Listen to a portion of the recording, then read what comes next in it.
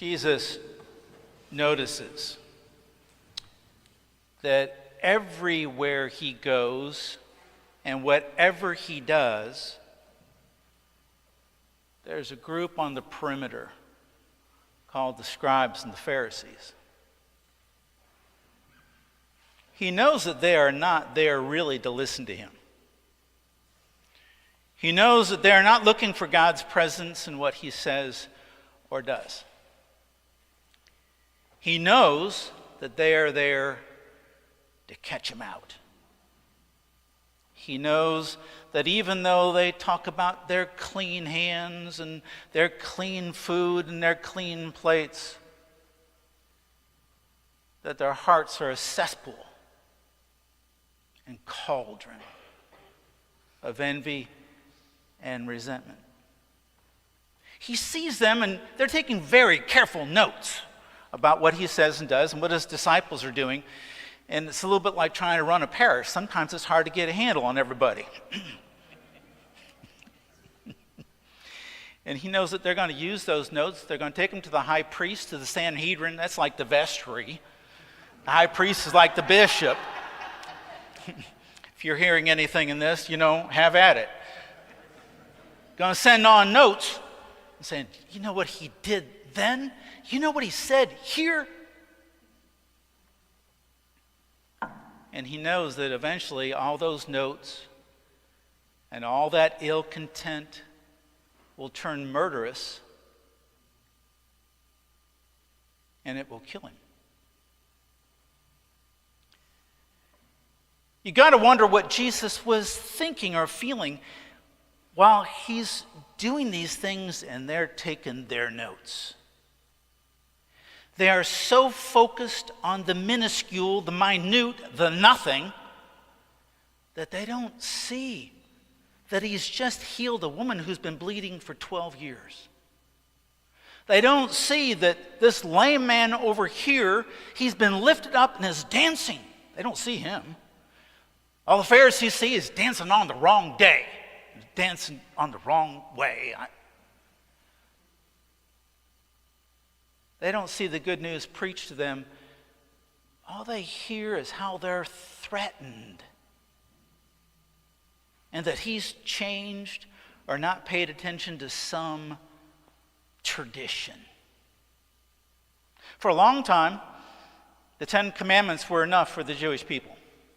Have no other God, no graven images, don't use the Lord's name in vain, honor the Lord's day, honor your parents, do not commit murder, adultery, covetousness, false witness, steal. Those are the 10. I think I got 8 and 9 mixed up. Anyway.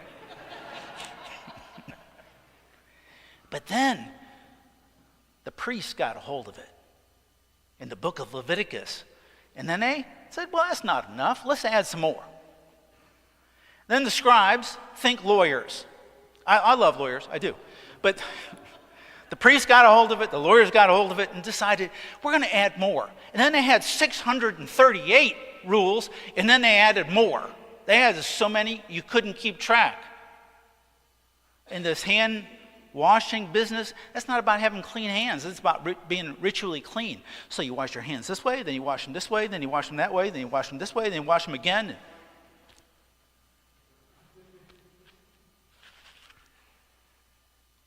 And what he's trying to say is, none of it matters. In fact, it all causes damage. And it's distorted who God is. Like God's the father of etiquette. I like that. And God's all kind of twisted and mean and stingy. It's like the Sunday school teacher on steroids from hell.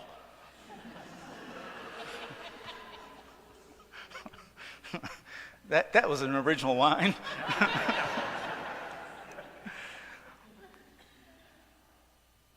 And it must have made him really sad because he sees all the devastation that this theology has caused so many people. To them and to everybody else.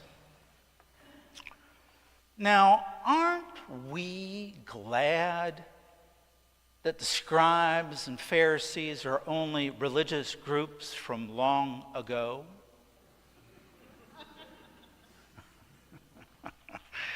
In case you didn't pick it up, that's a trick question.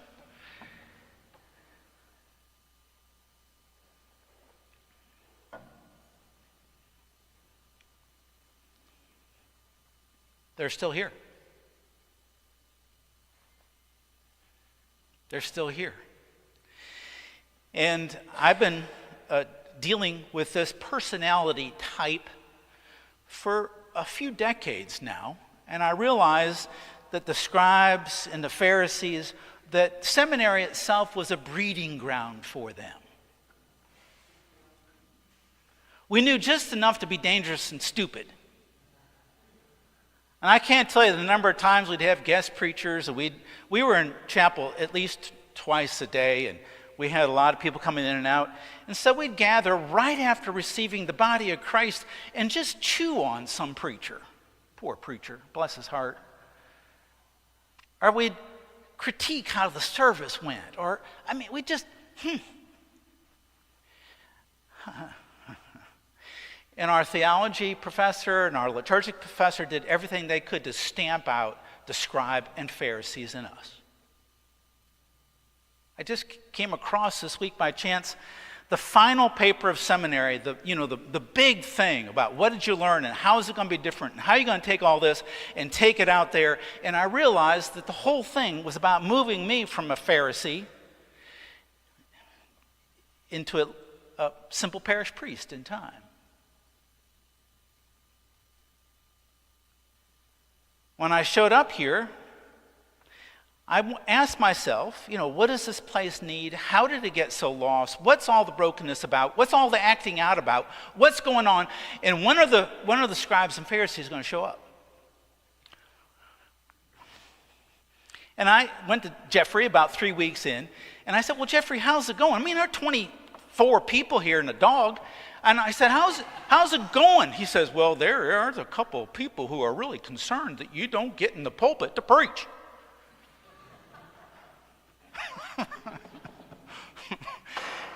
Once upon a time in my ministry, I would have said, given all that's going on, given all that you need, and that's what you see, and that's what you want to talk about, you got to be kidding me.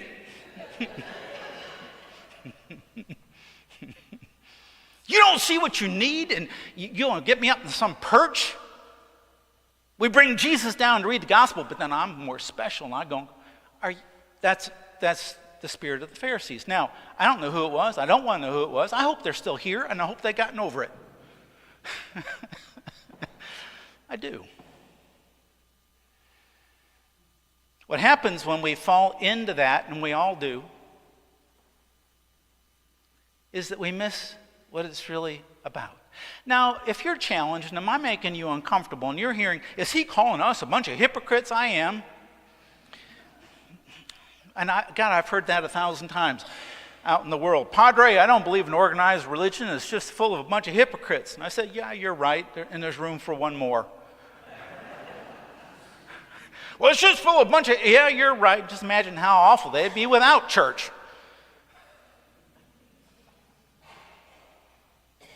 Now, if you're getting a little worked up, let's do a little test.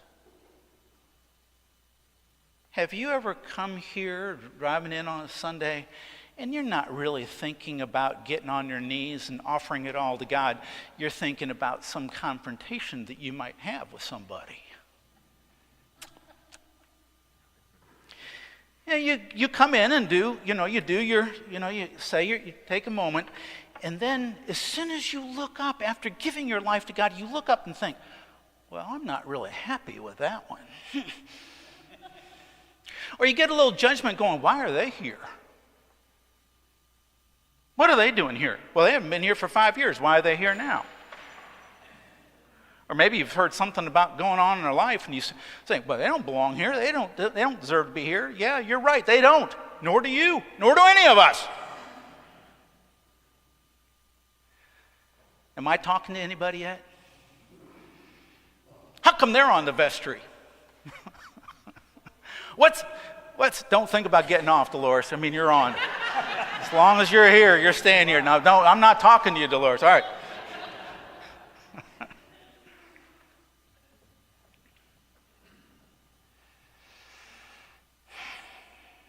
So, what do we do? Because I am talking to me. I am talking to you. And I know from my own life and own experience, I don't like Pharisees. They have caused me more pain. And I thought at one point I could make all the Pharisees happy. And I just threw myself down. I'm going to make the Pharisee. And you can't. And how much joy I have lost about all this because I'll have the voice of the Pharisees whispering to me, you haven't done this right, you haven't done that right.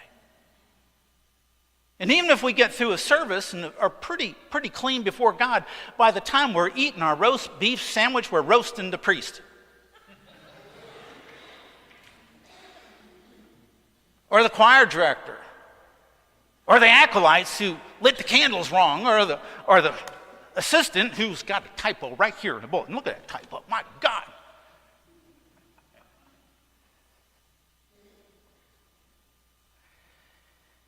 The worst thing I know about Pharisees is not the Pharisees here. It's the Pharisee here. In me. I had a moment. Not a moment. I've had a week wrestling with Pharisees. Mine, not yours. You're off the hook for a moment. Mine. Don't take away my Pharisee. Got a call on Monday from a leader in the diocese. Nobody here at St. John's. Don't begin to fill in blanks. It was on some level a very simple phone call. And if you would have heard it, you would have thought, there's nothing going on here. But when I got off the phone, I realized that I had not handled myself impeccably. I didn't show all the wisdom that I could have had. I didn't show all the discernment, all the perspective. I didn't quite know what the dynamics were. Instead of kind of leaning back and saying, what's going on, I kind of leaned in and tried to do something with it. And I felt awful.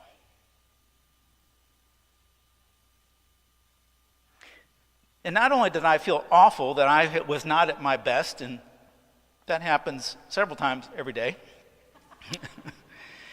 I'm at my spiritual weakest on Sunday afternoon and Monday morning. Because whatever I've got, I give to you on Sunday.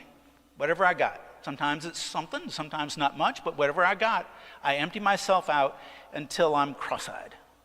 Because you're the children of God, and that's what you need. So I stepped back from that conversation, and I just started beating myself up. And then the scribes and the Pharisees went deeper. And they said, you preach grace, but you don't give it to yourself. You are a hypocrite. You need to resign.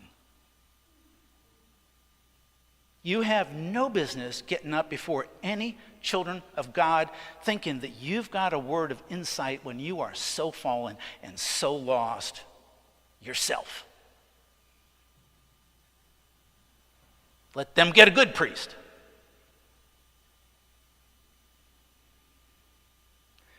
I told Lucy, and she's like,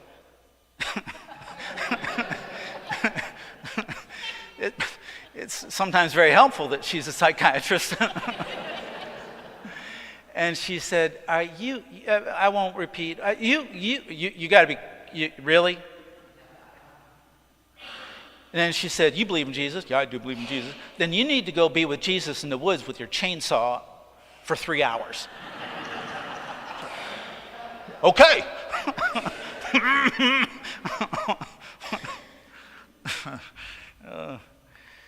And I was better. I was better. But I've been wrestling with it with it all week. And just realize that we all have the same wrestling match, or most of us.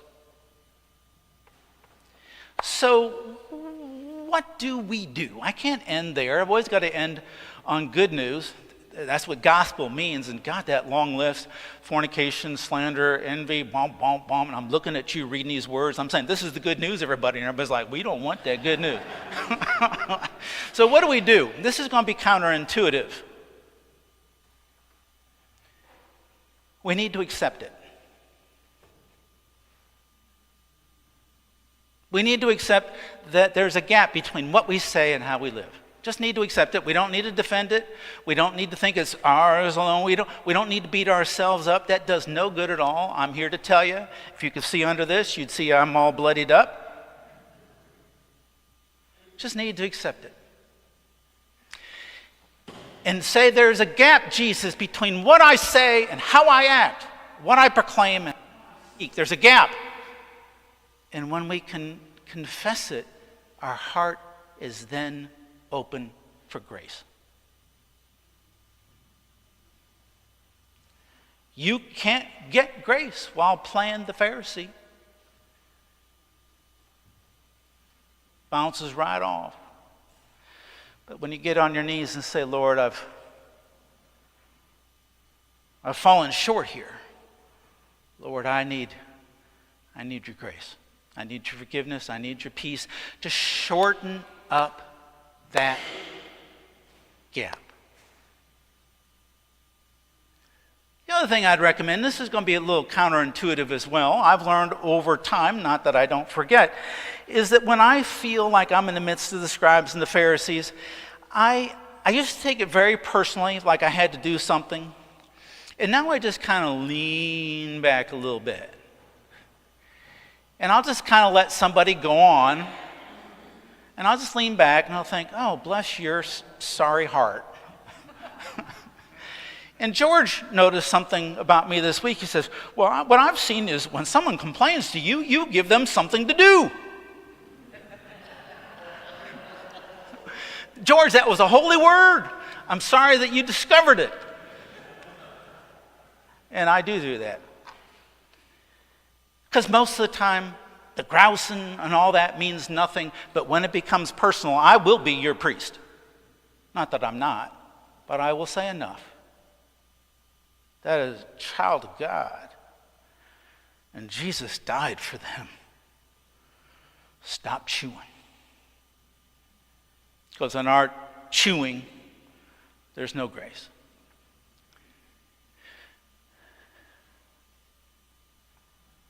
The only thing that can help us move out of where we are into what Jesus calls us to be is grace. I guess that's my one sermon. What happens with the scribes and the Pharisees, they think that they need to earn it. You can't. Or what happens for them is, well, if he gets God's love, then it's going to be less for me.